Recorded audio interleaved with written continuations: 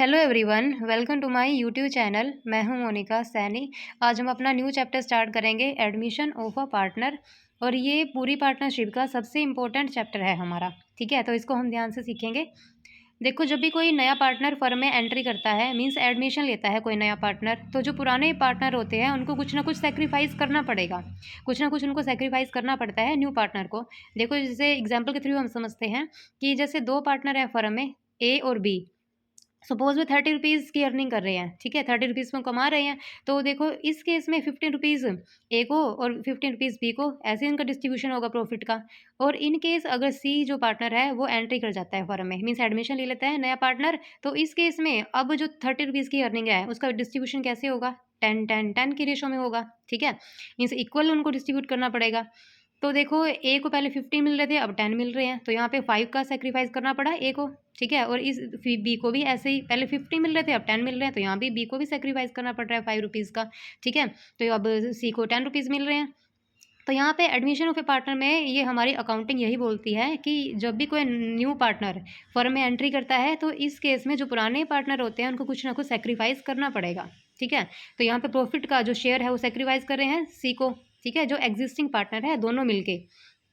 तो यहाँ पे देखो, कोई ये सेक्रीफाइस भी नहीं कर रहे हैं, यहाँ पे प्रॉफिट भी हो रहा है जो फर्म को है। ठीक है, पार्टनर्स को प्रॉफिट भी हो रहा है, क्योंकि जब नया पार्टनर आता है तो वो अपनी कैपिटल भी फर्म में लेके आएगा, वो अपनी गुडविल भी फर्म में लेके आएगा। ठीक है, तो इस केस में तभी तो वो एडमिशन करवा रहे हैं ना उस पार्टनर का, वो कुछ ना कुछ तो इससे प्रॉफिट भी होता है ना।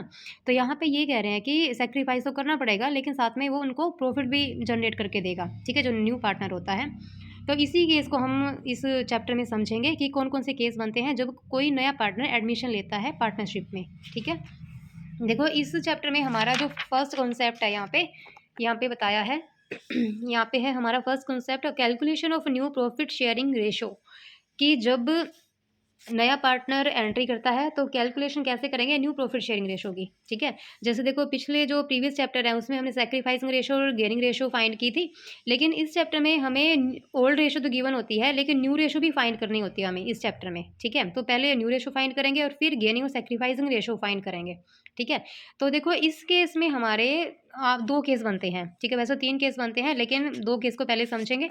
देखो, आप 2 केस मान के चलो। सपोज कि when there is no information about sacrificing ratio. देखो, इसको कैसे कैलकुलेट करते हैं, इस इन केसेस के थ्रू हम इनको समझेंगे कि जब हमें क्वेश्चन में कोई भी इन्फॉर्मेशन गिवन नहीं होती।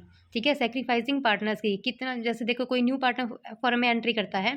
ठीक है, तो ये तो बता देते हैं कि वो इतने में, इतने शेयर में वो एंट्री कर रहा है, लेकिन ये नहीं बताता कि वो एक्वायर, जो पुराने पार्टनर्स थे उनसे कितना कितना वो ले रहा है, कितना एक्वायर कर रहा है न्यू पार्टनर। मीन्स यहाँ पे कोई भी इन्फॉर्मेशन हमें नहीं गिवन होती। ठीक है, एक केस तो हमारा ये बनता है, और दूसरा केस हमारा ये बनता है कि when complete information is given, जब हमें कंप्लीट इन्फॉर्मेशन इसके बारे में गिवन होती है कि वो जो न्यू पार्टनर है वो ए से इतना लेगा, बी से इतना लेगा, सी से इतना लेगा। ठीक है, मतलब एक्वायर की रेशो यहाँ पे गिवन होती है कि किस रेशो में वो पुराने पार्टनर से लेगा। ठीक है, तो यहाँ पे हमें कंप्लीट इन्फॉर्मेशन गिवन होती है। तो सबसे पहला तो हमारा यही काम होता है कि क्वेश्चन में सबसे पहले हमें ये आइडेंटिफाई करना होता है कि ये वाला फर्स्ट केस बन रहा है हमारा, ये सेकंड केस बन रहा है। ठीक है, ये मीन्स कि कोई भी इन्फॉर्मेशन गिवन नहीं है या इन्फॉर्मेशन गिवन है, तो इस केस के बिहाफ पे हम इस क्वेश्चन को करेंगे। देखो, हमारा फर्स्ट क्वेश्चन है, इलस्ट्रेशन 1 है, A B C are partner. यहाँ पे 3 पार्टनर है, उनकी प्रोपोर्शन है 3:6, 2/6, 1/6। ठीक है, यहाँ पे मीन्स 3:1 की रेशो में वो प्रॉफिट एंड लॉसेज को शेयर करते हैं। डी एंट्री करता है, D was admitted in the firm as new partner 1/6। देखो 1/6 में वो एडमिशन लेता है। Calculate new profit sharing ratio, यहाँ पे हमें new profit sharing ratio find करनी है। तो यहाँ पे देखो कि यहाँ पे कंप्लीट इन्फॉर्मेशन नहीं है हमें गिवन। जैसे यहाँ पे ये तो बोला है कि डी एंट्री कर रहा है 1/6 पार्ट में, मीन्स डी का शेयर तो बता दिया, लेकिन कितना वो इन तीनों पे से ले रहा है ये तो नहीं, इसके बारे में तो नहीं, कुछ नहीं बताया। तो यहाँ पे क्या है, ये हमारा फर्स्ट केस है यहाँ पे। ठीक है, ये जिसमें बताया था ना कि कोई भी इन्फॉर्मेशन हमें क्वेश्चन में गिवन नहीं होती। सेक्रीफाइसिंग जो पार्टनर होते हैं, तो देखो कुछ ना कुछ तो सेक्रीफाइस ये करेंगे ही जो पुराने पार्टनर है, लेकिन ये नहीं बताया कि कितना कितना वो सेक्रीफाइस करेंगे। ठीक है, तो यहाँ पे हमें कोई भी इन्फॉर्मेशन गिवन नहीं है, तो ये हमारा फर्स्ट केस है। तो इस केस में देखो हमारे कैसे हमें निकालनी है न्यू रेशो। यहाँ पे हमारा फर्स्ट स्टेप है, यहाँ पे हमें मानना पड़ेगा कि जो टोटल प्रॉफिट है 1, इसको हम टोटल प्रॉफिट को 1 मान के चलेंगे। देखो, जैसे लेट टोटल प्रॉफिट कितना है 1, और डी जो पार्टनर न्यू पार्टनर वो कितना उसका शेयर है 1/6। ठीक है, तो 1 जो टोटल प्रॉफिट है उसमें से इसका शेयर निकाल दो, तो हमारा रिमेनिंग शेयर कितना बचा 5/6। देखो यही स्टेप आपको फॉलो करना है अगर फर्स्ट केस होता है, ठीक है, कि टोटल प्रॉफिट को हम 1 मानेंगे और डी का शेयर है 1/6, तो इसमें से लेस कर देंगे तो बचा कितना है 5/6।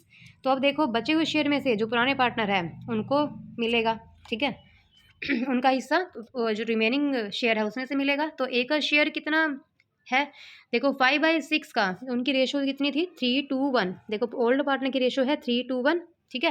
तो यहाँ पे देखो 5/6 जो रिमेनिंग शेयर था उसका 3/6, ये ऑफ का मतलब यहाँ पे मल्टीप्लाई मीन्स 5/6 का जो रिमेनिंग बचा हुआ पार्ट है उसका 3/6 तो ए ले लेगा, ठीक है, मीन्स 5/12। 5/12 तो क्या कौन ले लेगा, ए का शेयर बन गया। और बी का शेयर कितना बना 5/6 का 2/6, क्योंकि इनकी रेशो क्या थी 3:1, ठीक है, इनकी रेशो थी जो पुराने पार्टनर है। तो 5/6 का 3/6 5 ये ले लेगा ए, ठीक है, और 5/6 का 2/6 शेयर बी ले लेगा, मीन्स 5/18 ले लेगा। और ऐसे ही सी देखो 5/6 का 1/6 ले लेगा सी, तो इसका शेयर बना 5/6 36, ठीक है। तो डी का शेयर कितना था 1/6, ठीक है। तो इसको भी हम देखो ये चारों पार्टनर्स को यहाँ पे पता लगी इनकी शेयर। अब यहाँ देखो यहाँ पे हमें पता लग गया कि उनकी प्रॉफिट शेयरिंग रेशो क्या है। ए की है 5/12, बी की है 5/18, सी की है 5/36 और लास्ट वाले की है 1/6, ठीक है। इनकी हम क्या कर लेंगे, इसका एलसीएम ले लेंगे हम। यहाँ पे एलसीएम बना हमारा 36, तो यहाँ पे हमारी न्यू रेशो निकली 15, 10, 5 और 6, ठीक है। तो यहाँ पे 15, 10, 5, 6 ये हमारी न्यू रेशो है।